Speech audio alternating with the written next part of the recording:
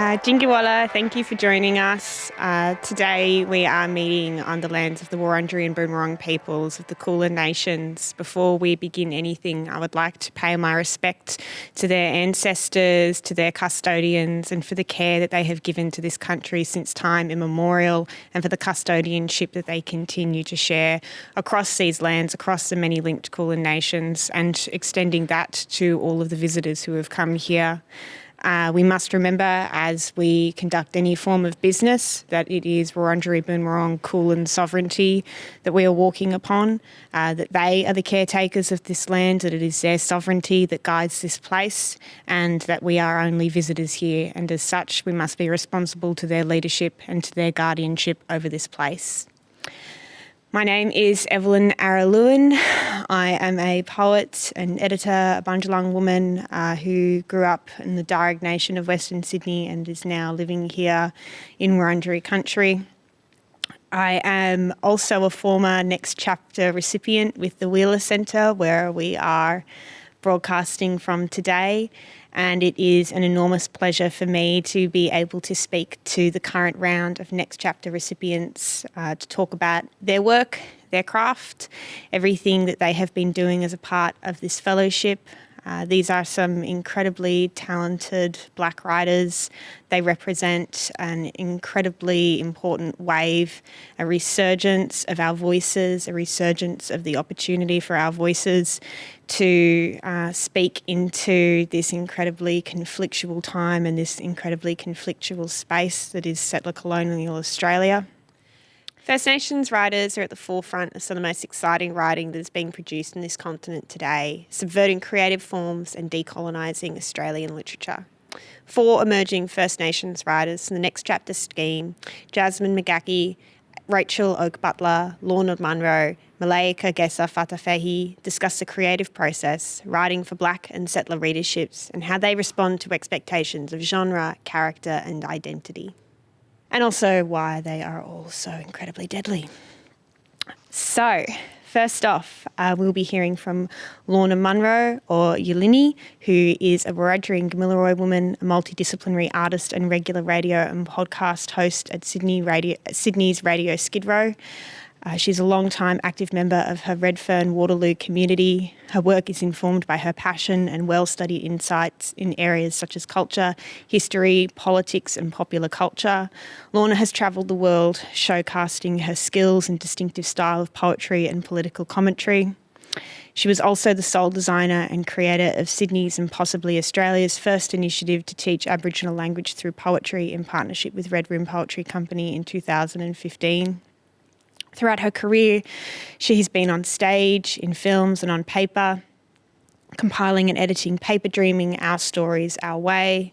Lorna continues to work tirelessly and masters many art forms. She raises funds, supports and advocates for her community and her people on local, national and international stage. She's currently being mentored by the wonderful Romaine Morton's part of the Next Chapter scheme, and is all round just an incredible performer and artist, and it is incredibly exciting for me to be able to introduce you to Lorna. So to kick us off, Lorna, could you tell us whose country you're speaking from today, and then introduce us a little bit to your practice and what are you working on as a part of the Next Chapter? Thanks for that deadly introduction and that acknowledgement as well. I think there was a lot of thought put into that acknowledgement. So I'm speaking on Gadigal country at the moment. I guess to describe my practice is really kind of it's really pushed by Black methodologies. It's really pushed by indigenous methodologies. It's really pushed by community and influenced by community and influenced by kinship and family all the time. And then I guess, it's a lot of my work and my practice is really influenced from the act of reclaiming history, the act of reclaiming our history, our stories, our identity, and counteracting the way that our people and our stories have been recorded within the colonial project. It's really amazing. What forms have you been working across in this practice?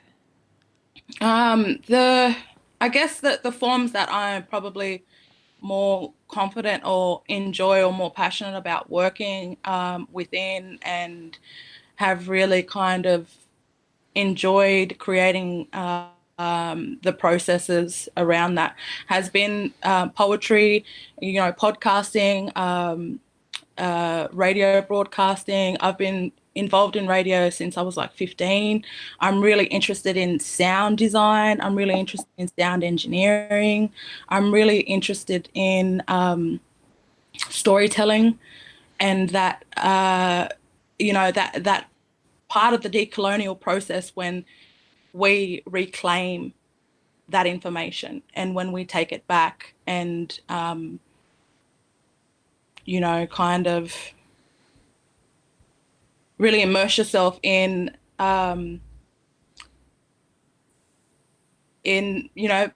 stuff that you can't quite substantially touch and feel and things like that. Um, I've done a lot of acting, not so much recently. I feel like I'm always complaining about the reasons why I'm not in those spaces anymore. I've done set design, for theatre productions in the past. I've done a lot of like film sort of stuff. The stuff that I really enjoyed, I guess, and a little shout out to my brother Eric Avery is the, work that we did together as Poet Tribe, working with compositions and decolonising compositions and poetry. I thought it was really interesting for two young black fellas, from New South Wales. It's supposedly a place where culture doesn't exist, Aboriginal culture doesn't exist. To be able to really master white forms of art and put that on a stage. I think that, if you was to look up some of the work that I've done, I think my process has really come across within those forms. Yeah, that it absolutely has. And like I've had the privilege of seeing you work with Eric, and I've had the privilege of seeing you perform in so many different spaces. And yeah, it's really phenomenal and really impactful. So thank you for introducing and sharing a little bit of that practice. So next, proudly Gamilaroi, Racheal Oak Butler is a writer, performer, musician and self-defence teacher. Racheal has been writing for many years and has amassed a significant body of work, including poetry, short stories, songs, performance and spoken word pieces. Racheal toured a spoken word piece, My Calling, as a part of the Queer Stories performances throughout Victoria and New South Wales, and has also worked with Ilbageri Theatre Company and as a performer in Scar Trees. Writing is fundamental to who Racheal is, and although the message is sometimes raw and traumatic, it is also unique, powerful and truthful, and goes to the heart of many key issues and experiences. And Racheal is being mentored by Michelle Fracaro as a part of the Next Chapter scheme. So, Racheal, where are you? Whose country are you speaking to us from today? And can you tell us a little bit about your practice and what you're working on as a part of Next Chapter? Yeah, thank you. I'm sitting on kind of the border of Dodorowa and Wiradjuri country, and also Bangarang mob kind of come in there too. So what I'm working on in regards to the next chapter is a bunch of like short stories that amalgamate into a story, like a whole story, that chop and change in I suppose style. And there was a point that Lorna made just before about reclaiming culture and space, and I think that's part of what I'm trying to show in the work that I'm writing about at the moment. Beautiful, beautiful. And you've been working for a really long time across a number of different sort of industries and spaces as well. So how did you kind of arrive at working on short stories after a lot of experience in theatre and in performance for the next chapter? I guess I found a lot of my artistic practice has been as a performing musician, and kind of storytelling in amongst all of that. And so I actually have always found writing is like writing short stories, poetry, all that kind of stuff has been more fluid and easier than writing songs. And yet writing songs, the songwriting kind of stuff is actually interwoven into my other writing. And how I got here, it's been a bunch of lifetimes of hard work and also random events that have ended up into this very moment in time. Beautiful. Yeah. Serendipity. That's the word my dad always likes for it. It's about coincidence and things coming together. Beautiful. Thank you so much, Racheal. Next up is Jasmin. Jasmin McGaughey is a Torres Strait Islander from the Kukalgal Nation and an African-American writer. She has completed her undergraduate degree in psychology and justice in 2016, but quickly realised that her love was writing. She recently finished her Masters of Writing, Editing and Publishing through the University of Queensland. Currently, she works at Blak as an editor intern at the State Library of Queensland. Jasmine's passions have always been reading and writing, and she's proud to be able to work and learn in this field with Aboriginal and Torres Strait Islander literature. Jasmine is being mentored by the wonderful writer, novelist Melissa Lukashenko. And she's also been doing a lot of really exciting work around commissioning and editing with Kill Your Darlings, which I think also deserves a little bit of a shout out there. So, Jasmine, whose country are you speaking to us from today? And would you mind telling us a little bit about your practice and what you're working on as a part of Next Chapter? Yeah, I'm on Yagara and Turrbal country here in Brisbane, and I'm working on a YA novel with Auntie Melissa, and it's been really good. I've always loved reading YA, and I really wanted to see a YA book with a Torres Strait Islander character, something that I could have related to as a young person, and my sisters and cousins can hopefully relate to. That's what I keep in mind as I write.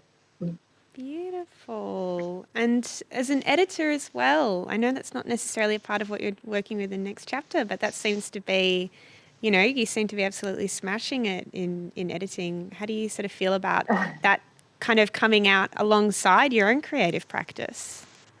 Yeah, I've learned so much from Blak about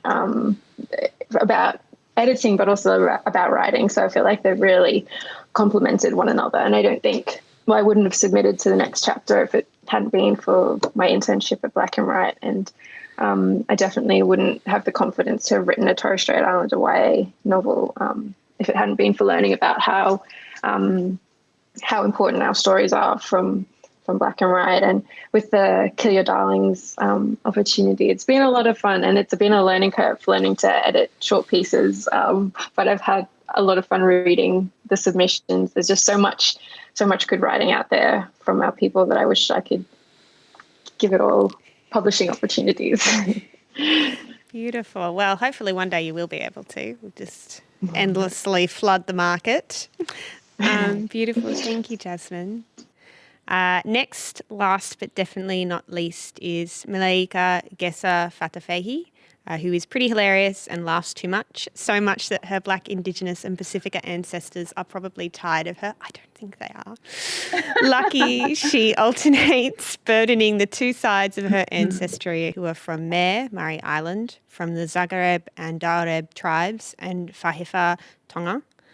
Malaika is also a literature and film critic. She loves talking about all things nerdy, rapping and creating, as well as decolonising spaces online and in real life. She is a storyteller that takes many forms, the most prominent a poet. if she's upset any of her ancestors while making this bio, she is sorry. And she's being edited. I think you're the only person in the scheme who's being edited or being mentored by two writers, by Ellen Van Neven and Tusiata Aviva. So that's a lot of responsibility they have given you. It is. Can you tell us whose country you're speaking to us from today, and tell us a little bit about your practice and what you're working on as a part of Next Chapter? So hey everyone, just like Jasmine, I am on Yagara and Turrbal country. If someone asked me what am I doing writing wise, I would tell you I don't know.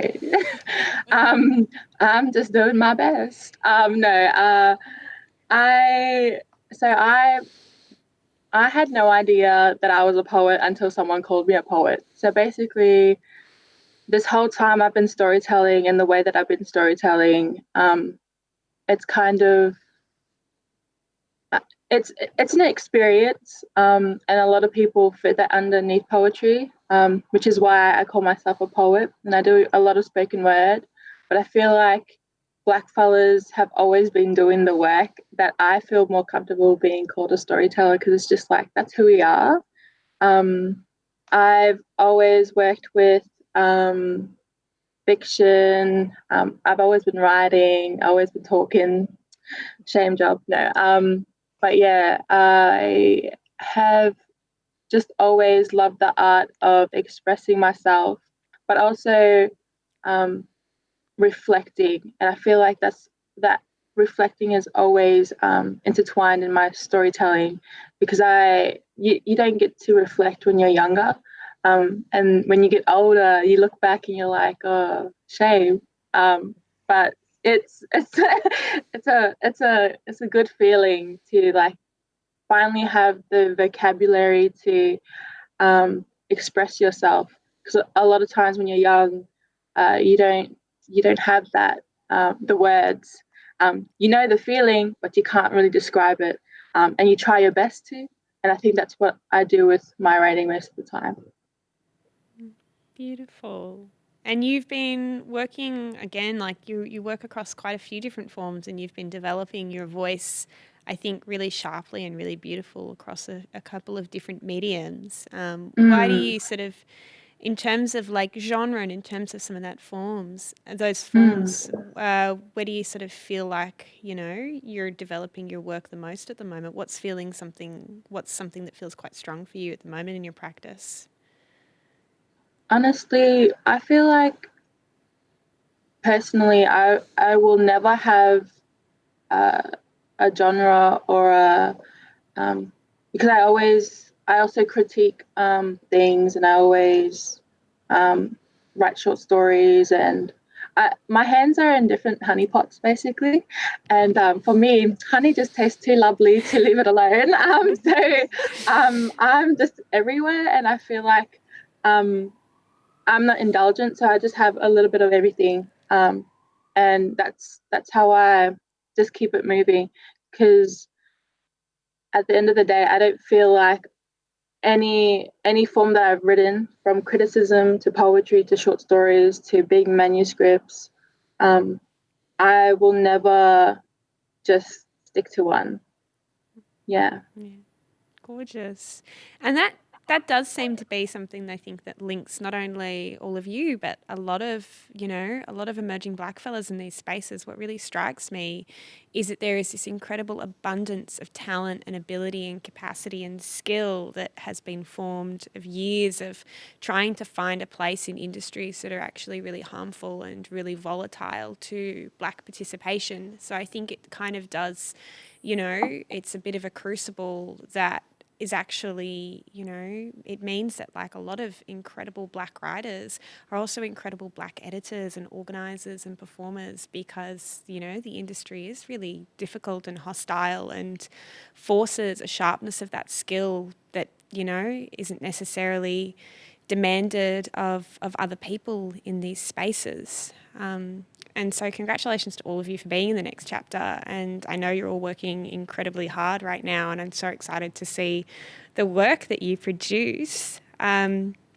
So this fellowship was developed out of a recognition of a lot of the harm and the limitation and the misappropriation that has come out of the arts, particularly in recent years as emerging writers have tried to find their place. Would you mind telling us a bit about what your experiences in the industry have been so far? And we might circle back and start with you, Lorna. I don't know where to start with that, really. You know, I come from a community that's actively being gentrified. You know, I come from a community that is known as the Black Heart of the rest of the country.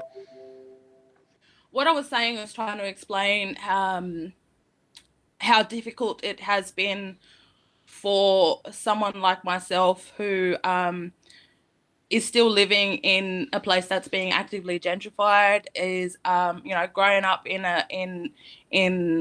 a community, an urban Aboriginal community right in the middle of Sydney, the oldest city in this country, Sydney, you know, that we call the birthplace of self-determination in this country, with the establishment of the first community-controlled organisations, first walk-through medical centres. You know, a lot of these ideas were taken from the Black Panthers and from the indigenous, you know, Native American and Canadian movements and stuff like that were happening off the back of the civil rights movements and stuff like that.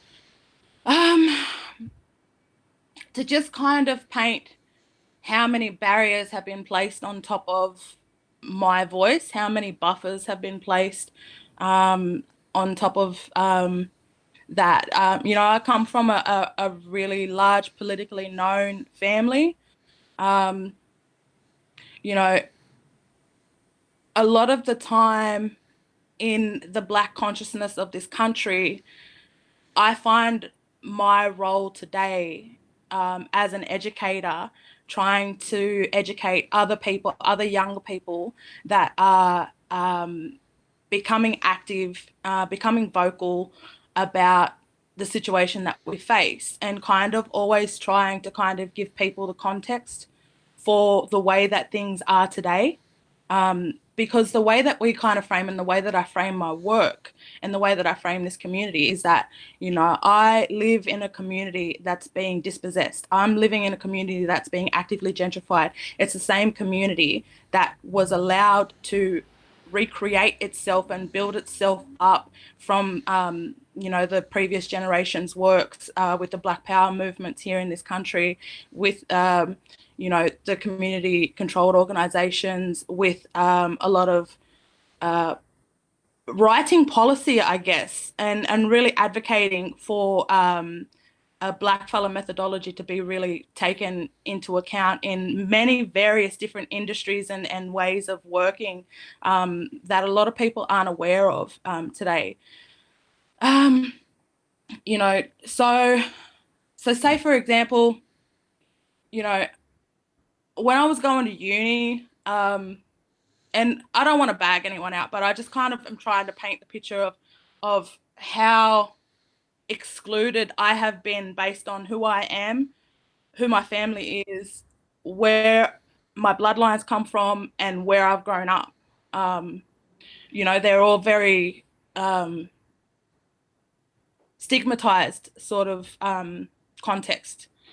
So the best way that I can kind of explain this is that, you know, when I was growing up, I didn't really experience racism until I was about 12, when I first left this community. You know, I was aware that it existed. I was aware of police brutality. I was aware of racial violence and that sort of stuff, but I hadn't actually experienced racism myself. And one of the things that I noticed was, like, going to a Crocker Stedford when we were very young, and it was probably one of the first times that our school was allowed to participate in those sort of things. So again, the schools that I went to were also excluded from any kind of activities from the rest of Sydney because it was full of Black kids. So when we did finally get to go to those spaces, I remember a few things like happened, like other kids from other schools had stuff taken from their bags, and our bus being stopped and searched, And like there was hundreds of like schools from all over Sydney, you know. And then when I'd gotten to university and I started going to uni games and meeting other black fellows from other universities and stuff like that, there were similar microaggressions. So I found it really interesting that in white spaces being black, everybody kind of looked at me when something was stolen or something was not quite right. And then in black spaces, because my family come from Moree and Redfern, I was also that person, black spaces. So, you know, just to kind of, I know I'm giving a long-winded kind of explanation, but, you know, there's a lot of money that's been invested to make sure that people like me do not have a voice in these industries, because we often undermine it. The fact that we exist and the fact that we hold so much knowledge undermines the bureaucracy that exists in a lot of these industries and a lot of these areas that say that they represent us. But, you know, want to exclude people that live in community and that have always been black, you know, oftentimes because the message isn't palatable, because our existence is resistance. Our existence reminds everybody that, you know, we've survived genocide. We've survived every policy that has been placed on us. We've survived generations and generations of white supremacy. So, you know, I think that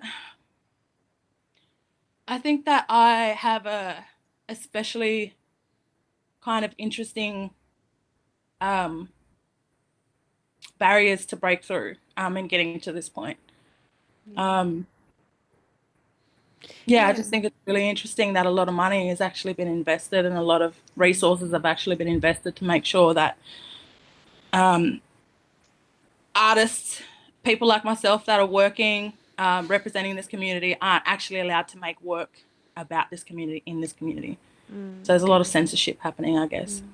And you've worked really hard to try to confront that as much as possible in your practice as well, with a number of different projects and, you know, Survival Guide, which is, I think, probably one of the most powerful examples where you're also interviewing, you know, you're interviewing this community and you're making sure that stories that otherwise wouldn't get told or wouldn't be documented, or that bureaucracy you're talking about would want to like conceal from the narrative of Sydney. You know, you're working really hard to document that. So it seems like that hostility has also been something that you've been, you know, consistently trying to like keep in check or trying to call out as a part of your practice, which I imagine must be exhausting as well, that constant need to react and be reactive in your work and your responses.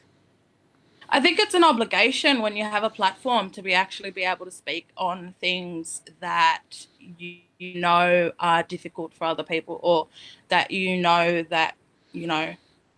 it becomes a cultural obligation. Like once you have the skills, once you've had the mentorship of your elders and have been pushed up to the microphone, you often, you know, it's a bit disrespectful for you to then say, oh, well, I'm too ashamed to say something, or, you know, I can't talk on that, you know. So with the strength of my elders and ancestors and that mentorship and being, you know, nurtured and guided by this country's best Black thinkers and speakers, what else was I going to do with that, you know? There's no good of me just sitting with that. People need to know about it. People need to know, you know, things like the flag being upside down. You know, everyone wants to start kind of campaigns to turn the flag upside down now with the red on top to kind of signify a nation in distress, when they don't know we have been living in distress. Generations have been born in distress, you know, because the flag was designed with the red on top by Harold Thomas. It was turned upside down at the 10 Embassy, you know, and not many people know that. There's a lot of misinformation that's out there about the Black consciousness, and about, you know, the way that we talk about the evolution and the birthing of the Black consciousness in this country. Yeah, absolutely. Pivoting over a little bit to Racheal for a moment, you know, you've worked in music, you've worked in theatre, you're now working in like a writing and a literary space. How has your experience of those industries developed, and have you noticed a lot of difference between multiple spaces, or do you feel as if some of these problems and some of the problems also that Lorna's just talked us through, that they do kind of persist and manifest across a few different industries? Yeah, I come from a very different space. Like, first to say that I come from stolen generation family that the truth has only just come out in my adult life. I was raised as a white fella and didn't know the truth. So, and I also often, sometimes not, I have experienced violence from police even because of being a black fella riding a bike. Like, and this was bloody 20 years ago, you know, well before I knew my heritage. So yeah, but like, so I guess I'm acknowledging the fact that, I have many forms of white privilege, and I grew up in what I thought and was taught to be a white family. So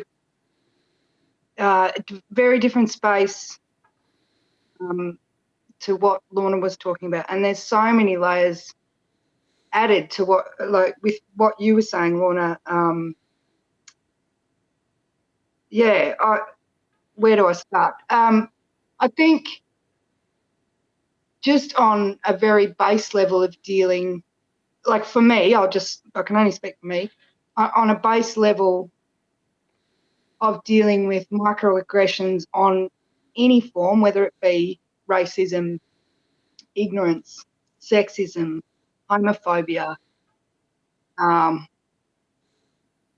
ego bashing, like ego wars in amongst the art world. I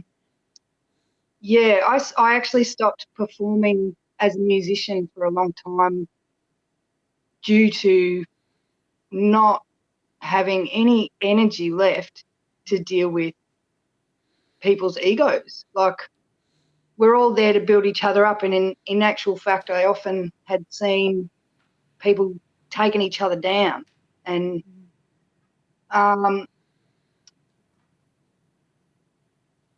so, and as a person that has come to know and start to learn about my own heritage as an adult,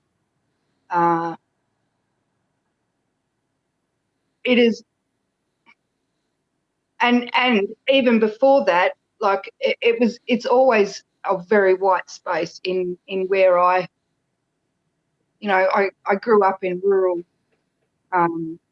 New South Wales and rural Victoria, which is like farming white land where they've just completely, like, they still tell themselves, oh, there was no black fellas on our or near our farm. They might have travelled through.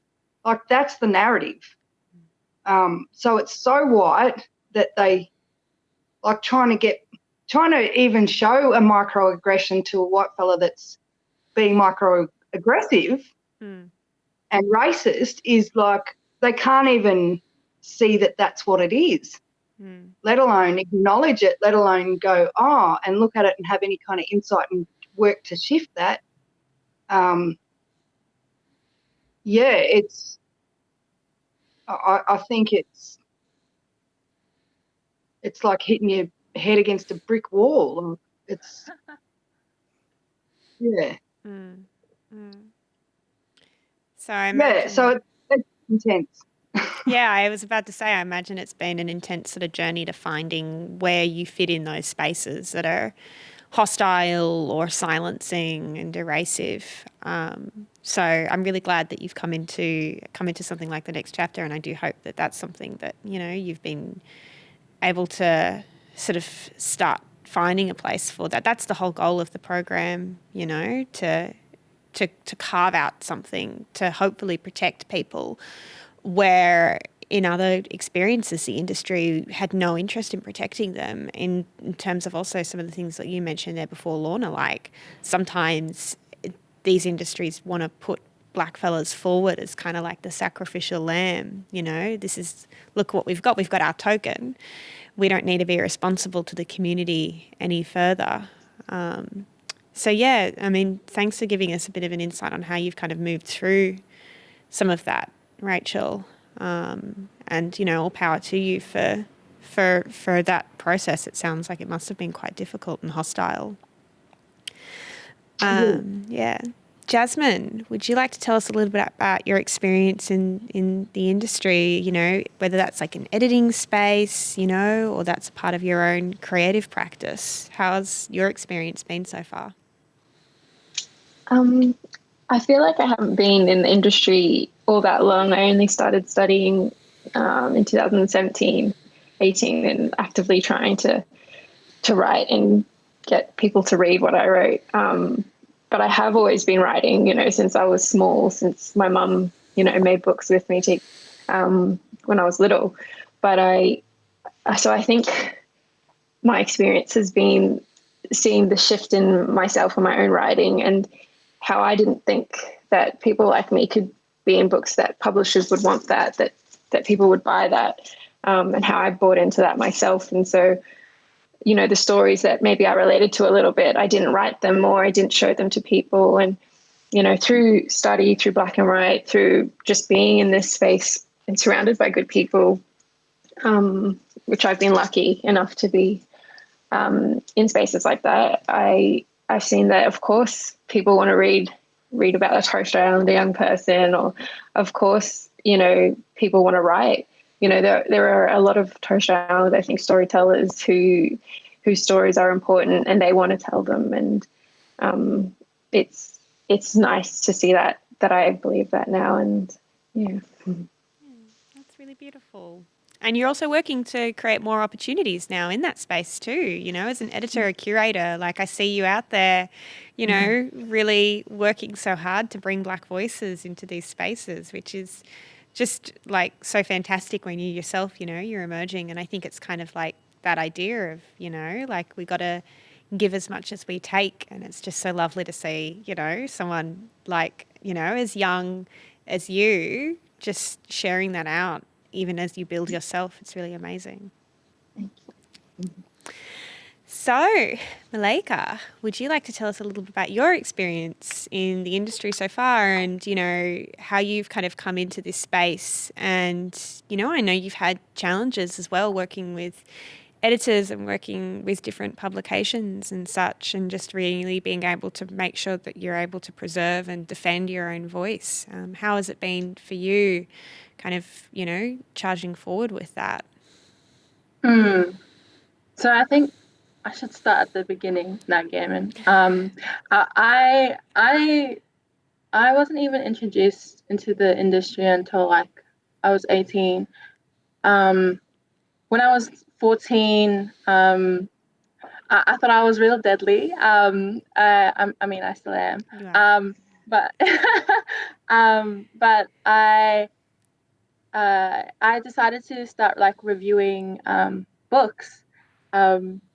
I have no idea why I started doing it, but it was something that brought me a lot of joy, because I think when you're a young fella, you search for yourself in books. So I was there desperately searching for myself from 14 to 17. I would blog and I would review books, and then throughout those years, publishers and authors started reading my reviews, and then they would send me books, and I was like, yeah, stop. My mom's proper angry at me. No.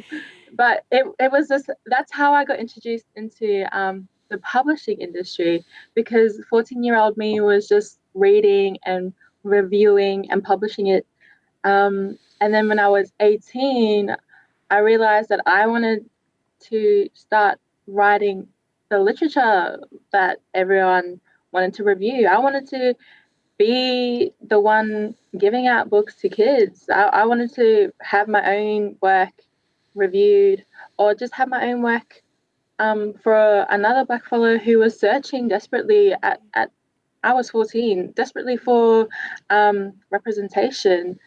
And it all started from there. And then I just picked up everything that I had and started writing poetry. And then in 2018, I did my very first performance in Newcastle at the National Young Writers Festival. And then ever since then, I've been picking up performances here and there. However, there have been so many barriers throughout this whole journey, because you gotta think that one, English and I have a complicated relationship. I don't like it. When I was growing up, I didn't really like English. I had good grades, sure, but if you told me to go read Shakespeare, I'd tell you to do something silly. No. But yeah, I didn't like English. I got kicked out of my English class in grade 10 and grade 11, I think, actually. No, it was grade 10. I got kicked out because my teacher thought I was talking. I was not. But she was there angry at me. I had to go to a different English class. And I stayed in that English class. And that teacher, she would give me books to read. Like, I think that's where my love of reading it was sparked again, because when you're in high school, you don't have time to read. But at that time, my joy for reading was sparked again. But there are so many, you have people who don't think you're enough to be doing the work that you do. You have people who think that your opinions about how you view the world is either like, is that how you live? Like, they feel like that's not real. And it's just like, yeah, police be killing us. Like, what do you mean if that's not how we live? Like, you get racially profiled all the time. I tell people, I remember this conversation I had at uni. I was like, hey, how was your in-school police officer? Like, was he racist too? And he was like, what do you mean in-school police officer? We didn't have one of those. I was like, are you sure?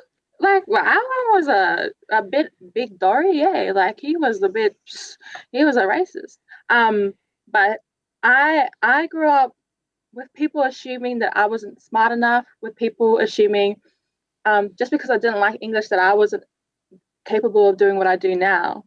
I also have people always trying to change my opinions.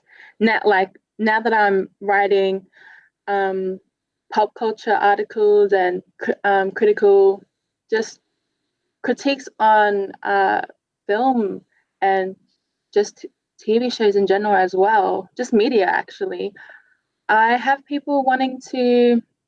editors always wanting to change my words. And I recently had this editor who changed my words into suggesting that the systems that are in place right now in Australia will work for us one day. When I specifically write that the systems in Australia that are right conducting right now, that are working right now, have been built that way because that's how they want us. It's built to oppress us, and they should all be abolished. And she there changed it to make me seem doggy, Gavin, and think that I was for reform. Sis, no, nah, Dan, you're not my sis. But at the end of the day, it's this whole, like, there's so many things that I want to talk about, from people assuming you're dumb, you're not enough, that because English is your second language, you won't understand things, from people not being able to cater for you or your disability. There's people who will just change your opinions, who will try to enforce their opinion on you so it influences your writing. Or when you write a short piece, a short story, or any type of writing, you'll have editors saying, oh, I don't really understand this. And you're just like, how come you can't understand? Like, that's how I read it. the way that we storytell, non-Black editors will have no idea how to work with it. Like it's out of their ballgame. Like they're not even, I like to call it, what do you call it? They're not even on the court. They're in the audience watching us play. They're too gammon to join us. Like we're there playing with ourselves because we know how to win this game. They don't. But you know, what a testament though to like that misunderstanding of approach that, you know, you were getting kicked out of class because your teacher's looking at you with this expectation that like you have to be you're talking too much, you know, you might not have even opened your mouth, but we know how these racist attitudes build up, you know. And yet, you know, just like the amount of power that can come from someone going like stepping in and intervening for a moment and going, you know what, hey, like we don't need to punish this kid. We need to give them books, you know, and that's an intervention that Black kids don't get most of the time. It's, you know, sit down, shut up, be quiet. Don't make, you know, stop being a problem for me. And yet, you know, look how much you flourished to be, you know, given that opportunity to say like, no, your place is not outside of the classroom. Your place is here with a book in your hand, you know, like, and that's something that, you know, like that's something that has shaped, you know, like, or given you something there that, you know, you can be building off, you know, your teachers, I don't think we can say, you know, we can praise your teachers too much in this instance. That one seemed to be doing their job though. That's at least something. We'll give them, you know, like at least a little bit of acknowledgement for that. But yeah, like how amazing that you've been, you know, reviewing since you were 14. That's just so gorgeous. Yeah. And guess what my first blog name was, though? What? The official book blog. The official book blog. Yeah, I thought it was really deadly. It had to be official. You are the official one. You're the OG. Yes. That's so beautiful though. And like, yeah, I think that's just a really powerful testament to just, you know, taking away those resources doesn't necessarily stop Black talent, that we've just got so much there to work with regardless of what those infrastructures are going to oppose. So, yeah, thank you all for sharing that. And I think with those prohibitions and those limitations against Black autonomy in this space and like Black control over how our voices are edited and curated and distributed, that's obviously like such a pressing concern, and it's one that has been suffocating this industry for a really, really long time and stagnating a lot of its growth. But I'd like, you know, what's making you excited for it, you know? So what's some of the most exciting work that you've been seeing right now? And what do you think the industry needs to actually give that work the space that it deserves? Can we start with you, Lorna? I think, you know, it's amazing to hear everyone's stories. Like, I just want to acknowledge that as well. You know, and that we all have a part to play in this renaissance that has been happening for a while, and that's been on a slow burn. You know, but for me, as you know, I haven't really had to deal with editors for a while. I feel like within bringing my work within the spoken word format has kind of protected my autonomy in a way where, you know, and that was a conscious decision. I had to stop working with editors trying to change, and I felt like whitewash a lot of the punches that were being thrown against the colony.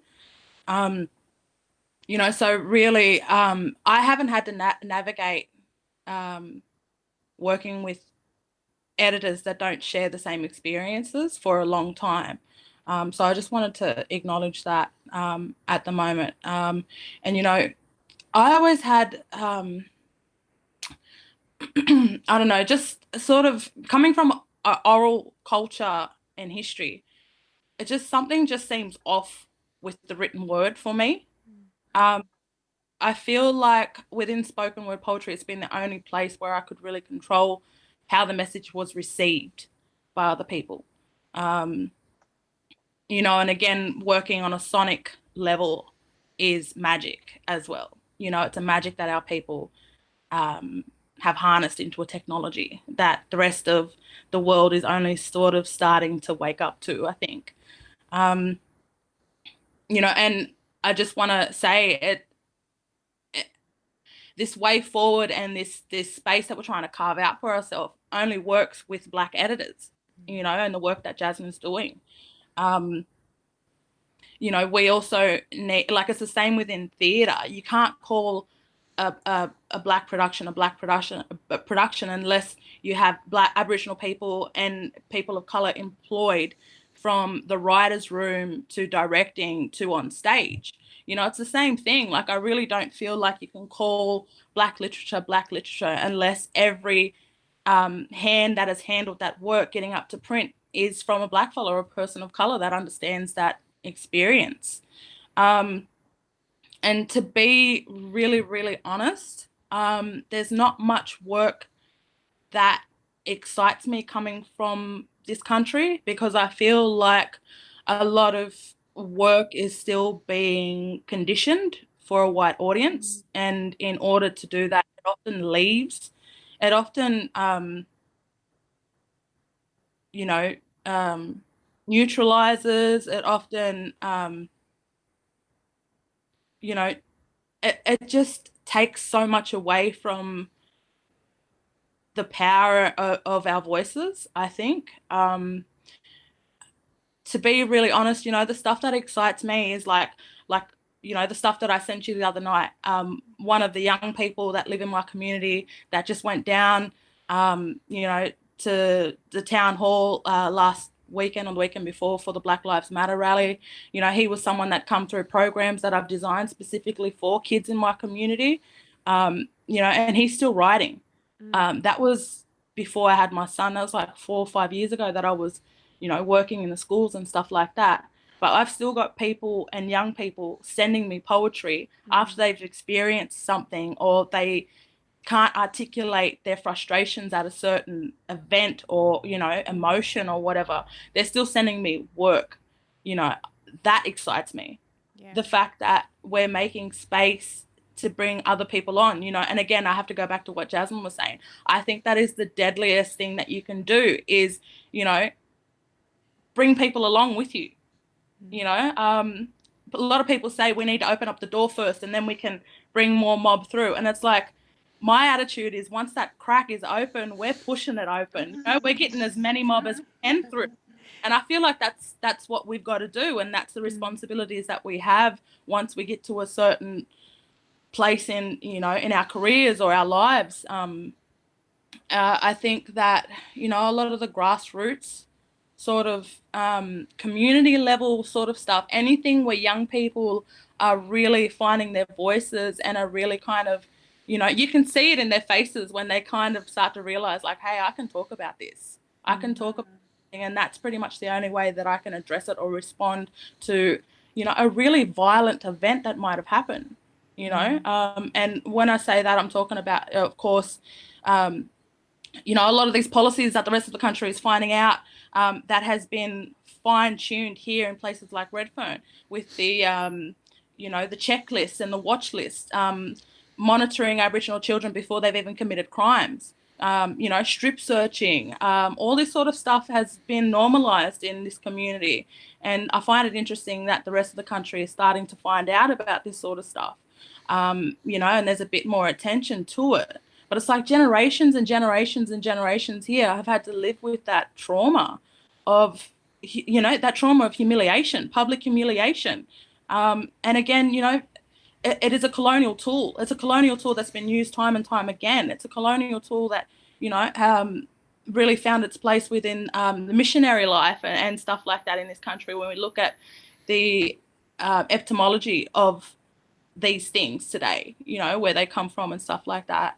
So for me, you know, there's not much out there that excites me other than seeing a lot of young people find their voice and speak up and find power in that.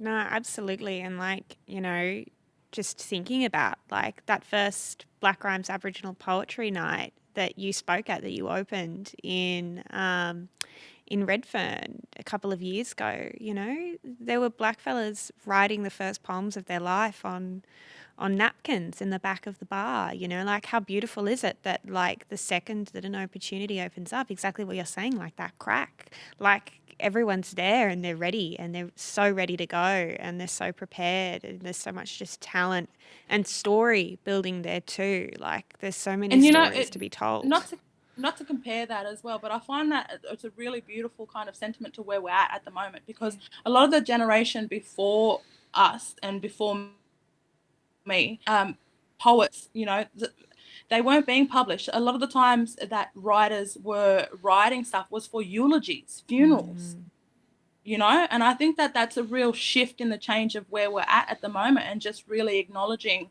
our own voices in the colonial project. No, absolutely. That's a really poignant thing too, that like our work is not just here to like mark what we're losing, you know, whether that's people or country or power. It's like our work is also here to, you know, to be building too as we go. Like it's just again this dynamic of us getting this opportunity and being so prepared and so having so much potential there brimming all of the time, and just that little crack is all that it needed to come out and to break free from those restraints. And we're very lucky, I think, in us now, all of us, we're the beneficiary of people who came before us and were, beating down those walls to start those cracks too, and paying our respect and our honour to that in that work, and going forward and preparing for those who are yet to come too, I think is a really powerful drive, I think, for this renaissance, for this movement in Black writing. Well, I think it says a lot, and I just wanted to mention, I think that I sit in this in between generation, and it's very exciting to see. But often the first couple of times where I've ever spoken in front of my community and my family publicly was at a funeral or a protest. I think that really speaks a lot about just the shift that's happening at the moment. Yeah, absolutely. No, thank you. Racheal, what are some of the things that are exciting you right now about Black writing, Black arts industries, this shift in autonomy and the taking of power back by Black creatives right now? I think just first and foremost, if we were all sitting in a room right now, I'd point to all of you. Absolutely. And every time you all say something, I'm like, yeah, in my head, yeah, and that. And just underline that, everyone, just repeat it and listen. I'm just like, yeah, what she said. In regards to current work at the moment, I'm quite in rural town, and technology is not my friend. So in regards to like specifically right this current moment, I'm kind of out of the loop. Bar being like, connected to people like you and listening to your words and your work and your experiences. I think to kind of second bits and pieces of what all of you have said throughout answering any of the questions is like the very foundations of this country and its society is entrenched in oppression and segregation and just, oppression. I'll say that.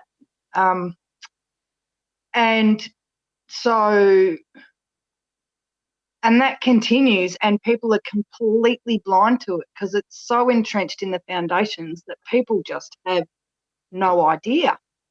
So like as a performer,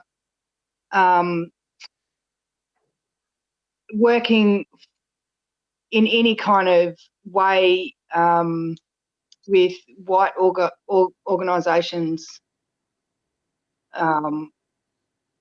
they will literally ring you up to double check, triple check that you're going to turn up for the allotted agreed time / meeting / performance. They will double, triple check and white explain what an ABN is and that you need to put it on your invoice, and like it's just, and then you point that out, hey, you know, I got an ABN, yes, you don't have to ask me 4 times, and I got it 20 years ago because I was performing 20 years ago and you needed it when the GST came in.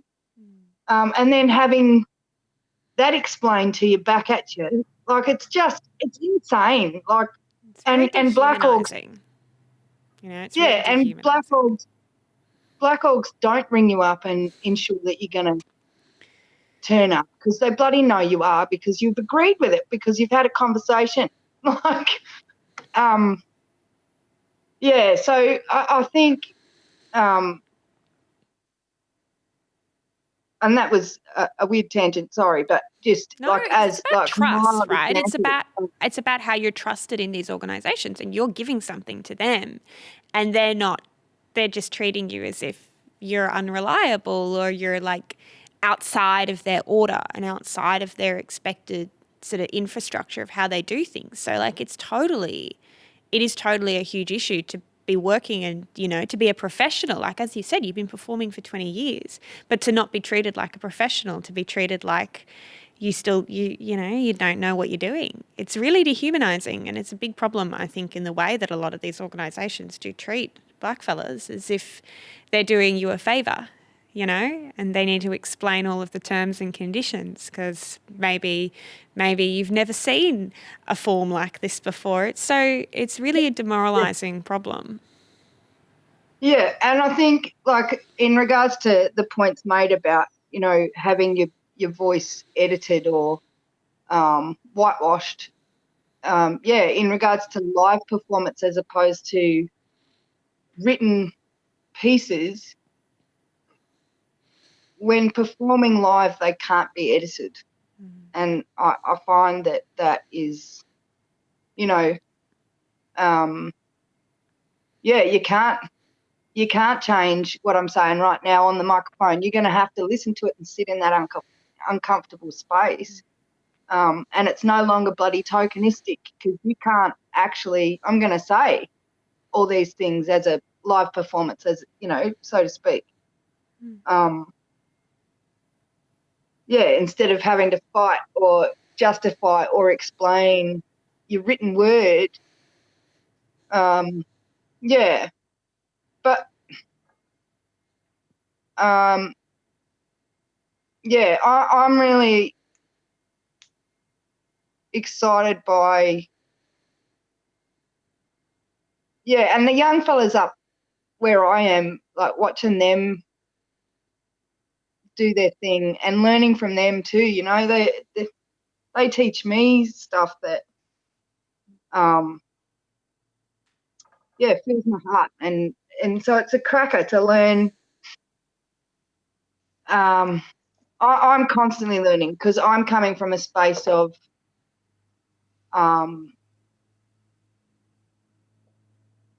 learning about my heritage as an adult, and so I'm kind of like a teenager at the moment in some ways, you know, learning about where I come from, or I think it's going to be lifetimes worth of learning for me personally.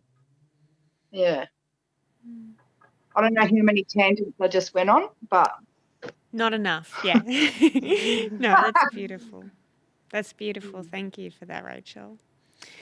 Jasmine, so what's exciting you about the industry right now? You know, what's making you, you know, what's sort of filling you with this, you know, you're a very confident person and you seem, you know, like you're working alongside so many amazing up and coming voices. What's, you know, driving that passion and what's filling you with that excitement? I feel really privileged to be where I am at the moment, you know, at Black and White, and having the opportunity to read a lot of unpublished work by our people across Australia. And I get excited every day at work when I do get to read that, when I saw the winners, and I get to work on the manuscripts with them and hopefully see their work through to publication. I get excited reading the submissions for Kill Your Darlings at the moment, which is new to me, but lovely all the same. And I get excited by the new books that are published because I'm into YA very much.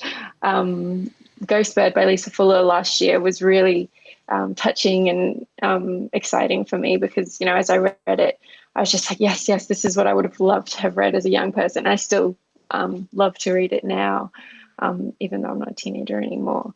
And so, things like that are exciting. The people I work with are inspiring every day. The senior editor, Grace Lucas Pennington, and my fellow junior editor, Alana Hunt, and they are encouraging to me and make me excited to write and read Black words. Mm-hmm. So, Meleika, what is making you excited about Black writing right now and the industry and the arts and, what's coming? I think I'm really excited. Same as Racheal, everyone in this panel is real deadly. I've been excited about everyone's work. Big fan. I think I'm really excited for the followers who are using the internet like I did when I was younger, because I don't think I would be here today without using the internet to get where I am. And there's a lot of followers who are posting up their verses on Instagram and Twitter, because I made my rapping debut at the start of the year. So seeing young fellas rap is just so deadly on these social media platforms.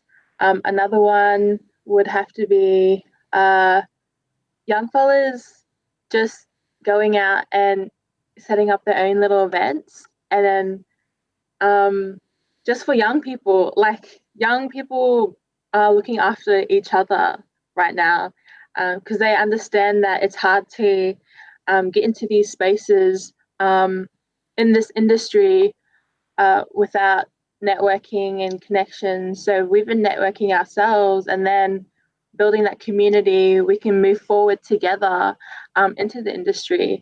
I think it's just really exciting to just see everyone's take on storytelling as well, just because my take on storytelling is very different to anything I've read before. And a lot of people ask me, what are your inspirations? And I'm just like, I don't know, I just write. I just perform. So seeing a lot of people just break boundaries and break those little boxes that everyone puts them in, I think that's really exciting, and being told that you can do whatever you want. There are no rules in your art. You make your own art. It's up to you. You do whatever you want. And that, for me, is very exciting, because I've always been told there are rules to it. You have to follow grammar. You have to follow spelling. And I don't want to spell or be deadly and follow grammar. I just want to do my own thing. And I think that in itself is so beautiful. And decolonizing the way that we storytell, the way that we write things, because just like Lorna said, the written form is very, I don't know, for me, it doesn't portray my whole art form, because you can have the words in front of you, you can have my words in front of you, but once I read it, it has a whole different meaning. The words that I emphasize, the words that I say, the words that I pronounce differently to how you would pronounce it, it all gives it meaning and it all gives it life. And I think for me personally, I love the spoken word more, because of the fact that I get to tell it instead of writing it, and it gives it that life. And I myself have been so excited to see so many Black fellas just coming up and doing spoken word, because it's just the way that we go about ourselves, the way that we present our words, our life story even, it's just beyond words that I can't even verbalize right now. No, That's beautiful. It kind of like leads me into the very final question that I'm throwing to all of you. What would you say, what advice would you give? What would you want to say to young black fellas, emerging black fellas, like writers of colour, of culture, of history, who are thinking about maybe applying for next chapter, maybe submitting for Black and White, maybe getting up and speaking at that spoken word or going, auditioning for that role? What advice would you give to them right now in this time from your experience?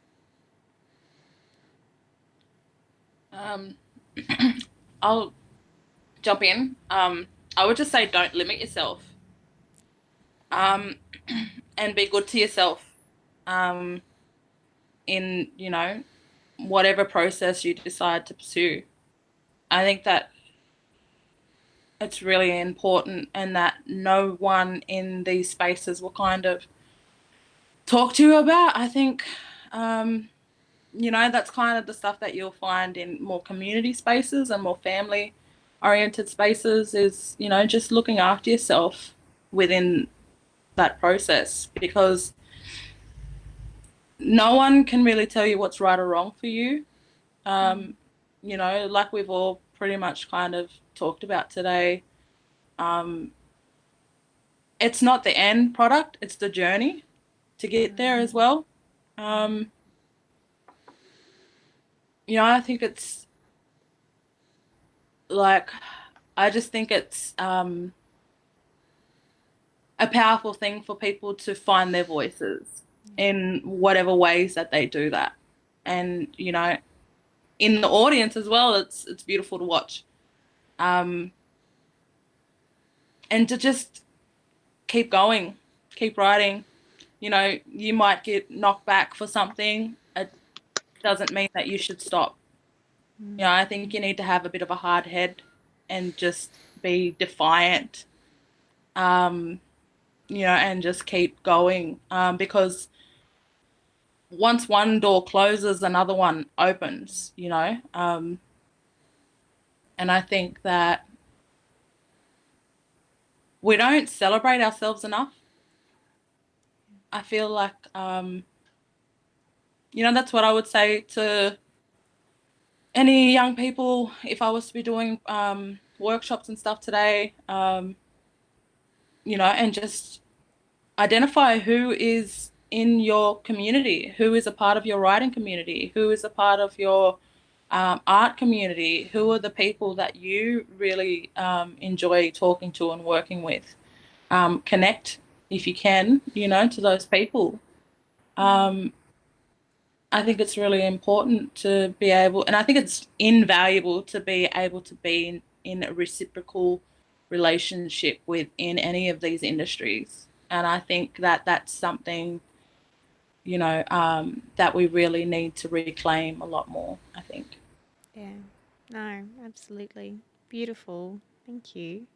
Does anyone else want to jump in? Anyone have any ideas, thoughts, advice? Don't be afraid to say the word fuck. Right, swear words. Sorry. Very crucial. Very crucial. Yeah.